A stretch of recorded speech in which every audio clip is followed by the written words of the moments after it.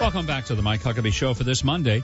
Joining me now is Congressman Ron DeSantis of Florida, and he is also on the House Oversight Committee, which was the committee that conducted the hearings on Benghazi last week. Even though some of the Democrats on the committee and beyond tried to say, well, we didn't learn anything new. That was the statement repeated by Secretary of State John Kerry. I think we learned a lot new, and most importantly, this became a mainstream issue as a result of the testimony of the whistleblowers. Congressman, thanks for joining us today. It's a pleasure to have you here. Oh, thanks for having me, Governor. Last week was, I thought, a very significant week, and I was especially impressed by the conviction and the emotion that we saw in the three who came and testified before your committee. Had you had a chance to preview their testimony before they arrived? And if not, were you surprised by what they said and how passionately they said it? I knew a lot of what they said because I had been able to review some of their prior interviews, but I was very impressed by their passion. And these are folks who obviously lived through this terrible event, but then had to watch as what was put out of the White House and the State Department was not consistent with what they saw. And they knew that what was being put out wasn't accurate. And so it took a lot of courage for them to step forward and tell what they know. And I think anyone who sat through that hearing knows that clearly there was inadequate security. There were warnings that Benghazi was vulnerable. The government did not take appropriate action. Second, we still don't know who was responsible for issuing the stand-down order to our special operations forces.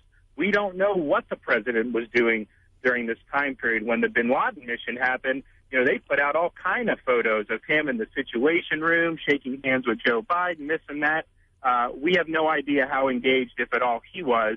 And then on the back end, we know without question that the talking points were scrubbed and substituted with this YouTube video, which Greg Hicks said was a non-event in Libya. We also know that Greg Hicks, once he started raising questions, he started to get blowback from the people at the State Department. He ends up getting demoted because he's raising these legitimate questions.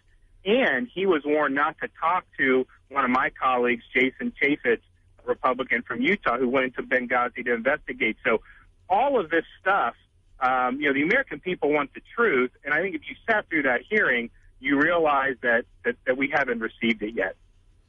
The number of Democrats on your committee said they didn't learn anything new, that there was nothing that was gained from all of this. And I don't know how they came to that conclusion. I'm just curious, just from your own perspective, what do you think we did learn? What was new? What was it that came out of those hearings that we had not heard before? I mean, we knew, I think, Congressman, that the talking points had been scrubbed several times, and we knew that there was certainly an order to stand down the military and not send them in. But it seemed to me there were other things that we also gleaned from that hearing. Well, for example, Greg Hicks, not only did he immediately tell his superiors that this was an attack, the ambassador told him that at 9:45. Greg Hicks actually had a phone conversation with Secretary of State Clinton at 2 a.m. On the night in question, or the following morning, as the whole attack was unfolding. Because this started about 9:45. Woods and Doherty are killed at 5:15 the next morning. So this is a 7 or 8 hour ordeal. When Hillary, I'm on Foreign Affairs as well. When she testified in front of Foreign Affairs, I don't ever remember her acknowledging that she spoke to Greg Hicks by phone. So that was something that was certainly new to me. So from that very beginning, not only did people in Hicks's chain of command have every reason to know what happened, but Hillary Clinton herself was on that phone with him that night. Congressman, Jerry Boykin, Lieutenant General retired from the United States Army and one of the most decorated soldiers in our country's history, and leader of Delta Force and one of its originators. And, his biography is like that of a movie script. And I talked to him this weekend on television. He remarked to me that he was just outraged, as somebody who helped create Special Forces and was a part of it for 30 years, that there was no attempt to get into Benghazi to create a rescue mission or even a salvage mission of the bodies. And, we've heard this talk even from Martin Dempsey, Joint Chairman of the Chiefs of Staff, who said it would have taken 20 hours. Boykin scoffed at that. He said you could have had airplanes there in 2 to 3, max, boots on the ground in 5 to 6.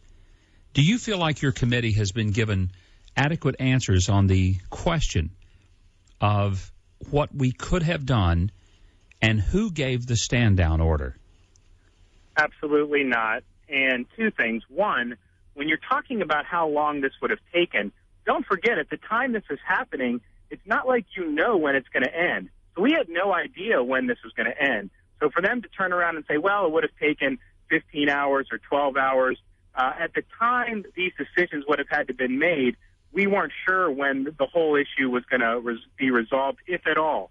So that's Monday morning quarterback, and it does mean a lot to me, and I think most Americans, to know if people were making an effort to try to save those lives, even if they couldn't end up getting there in time, at least you know that the people in positions of power wanted to do all they can to save the folks who were in harm's way. So it does matter to me, even if they wouldn't have been there in time, although I think, as you suggest, and I've certainly heard it from Special Operations Forces as well, former Special Operations folks who say that they think that you could have had an operation that would have done. And here's the thing. We're not necessarily always prepared around the entire globe to respond on a moment's notice, but in certain trouble spots we are. When I was in Iraq, if we had guys operating, you would get an F-18 coming from an aircraft carrier that can buzz for close air support. These are things that would just happen if you needed it. And so Benghazi, Libya, with all the warnings that we had, given that it was September 11th, I just don't understand how we could not have been more prepared to respond. And then in terms of the stand-down order, the only thing we knew, we gleaned from the hearing, was that Greg Hicks was told by a Lieutenant Colonel Gibson that there was a stand-down order issued. I think we know that that wasn't Gibson's order, and obviously Hicks isn't in the chain of command. So it's going to go higher than Gibson. So you may have the combatant commander, the Secretary of Defense, or the President. That's basically the chain of command when you're talking about an operation of that magnitude. And I don't think a reporter has ever asked the President if he was the one who gave the stand-down order. I think that would be a good thing to ask. Yeah, it's remarkable to me that that question has not been raised directly to the President, because it is the obvious question. Mr. President, did you give that order? And if not, then who did? Because somebody had to. And one of the points Boykin made to me was that the only person who could give an order to go in would be the President. And therefore, if they didn't go in, you have to assume that he was at least made aware of the decision not to go in. He's never discussed it. And the problem I have with it, too, is if you remember, Woods and Doherty are killed at around 5:15 in the morning. The President, on September 12th, he makes a statement in the Rose Garden, then he goes out to Nevada to campaign and do a political event. Yeah. And my issue with that is, if you had just lost those Americans and you had not issued a stand-down order, wouldn't you want to get to the bottom of why more wasn't done, or get all the details before you go out and campaign for re-election? It just seemed to me that he was either totally detached from this, or they're now not being honest about the decisions that he made in real time. But we're not really any closer to that. And I think, from my perspective, we should pursue it on the Oversight Committee to figure out how the military decision process works and get the truth out, not only for the families, but for the American people. I'm visiting with Congressman Ron DeSantis of Florida. He is a member of the House Oversight and Government Reform Committee that held the hearings last week on Benghazi. Congressman Martin Bashir of MSNBC was visiting with Karen Finney. They blame the deaths of the ambassador and the 3 other Americans on the Republicans and the austerity budget, and said that if the Republicans had put more money into State Department security, these people would be alive. I found that preposterous, insulting, condescending, and absurd. But I wanted to give you an opportunity, because it's almost an attack upon every Republican, particularly in the House of Representatives, that somehow it's you guys who are responsible for their deaths. Well, it is unbelievable. And just since I've been there since January, I heard Steny Hoyer blame the Boston bombings on sequestration. I heard Harry Reid blame a Marine Corps training mishap on sequestration. So Democrats seem to want to blame these events on a lack of funds. The problem is people in the State Department have looked at it, and this idea that there was not enough funding is completely bogus. It was a lack of will and a lack of putting the right people in the right places, but they had the funds to do it. The Democrats tried to make that argument during the hearings, and it just fell flat. I think people, they're used to them making these same types of arguments. They don't hold a lot of water. And so from my perspective, when they're making those types of statements against Republicans, I actually think that kind of allows Americans to want to listen more to what we're saying, because their whole thing is, oh, this is a partisan sideshow. But when they're making statements like that, they end up showing, yeah, the partisan sideshow is you making the statements about us. I mean, I was incensed that, not surprised, but still incensed that Martin Bashir would go there. What I'm expecting next, Congressman, is that sequestration and the Republicans' approach to austerity will have been responsible for the Hindenburg disaster and the kidnapping of the Lindbergh baby. Somewhere along the line, I'm sure we're going to hear that, before this is all over. Where do we go from here on Benghazi? I know that you and others have pushed for a select committee, which would be far more encompassing, would have subpoena power. Will we get there? I'm not sure. I think the Speaker of the House has to make that decision. The benefits of a select committee is they can just focus on this. We did a good job on oversight, and we have subpoena power, too, with oversight. The issue is we have to exercise oversight over the entire government. So while we can pay attention to Benghazi, we also got to worry about things like the IRS abuses that have been uncovered and other waste, fraud, and abuse that's taking place within the federal government. So even though I'm on oversight, I think we did a good job. I'd be fine if we continued to do it, but I do think a select committee would allow us to have a laser focus, and I think we'd maybe be able to uncover the truth more quickly. If that doesn't happen, though, I definitely think you'll see another round of hearings to drill down into some of the questions raised. I think the military response is one. The attempted intimidation of Greg Hicks is another in his demotion. And then I do think we need to figure out, we know the talking points were scrubbed, but who ordered that? Is someone in the White House or the State Department? Does it go all the way up to the top or not? And what was the purpose of that deception? You brought up the IRS investigation, and this has rocked, I think, the whole country. Even people on the left are incensed about it. If this really does just, fully develop, is it possible that there could be criminal charges filed against some of the people of the IRS for engaging in what is nothing short of a political witch hunt? Well, that's the thing. I mean, I think that certainly there would be some statutes that you would be able to look at. What I want to see with this is people actually held accountable. Because what I found in Washington is that people say, oh, mistakes were made, this is a systemic failure, we got to improve our processes. But you don't actually see people having their careers ended, being shown the door very often. That type of accountability is something almost from a bygone era. And so if you look at the IRS commissioner now, he made statements last year saying this was totally not true, when we know this was going back to at least 2011, maybe 2010. So either he was so out of the loop he didn't know what was going on in his organization, or he deceived Congress. One or the other.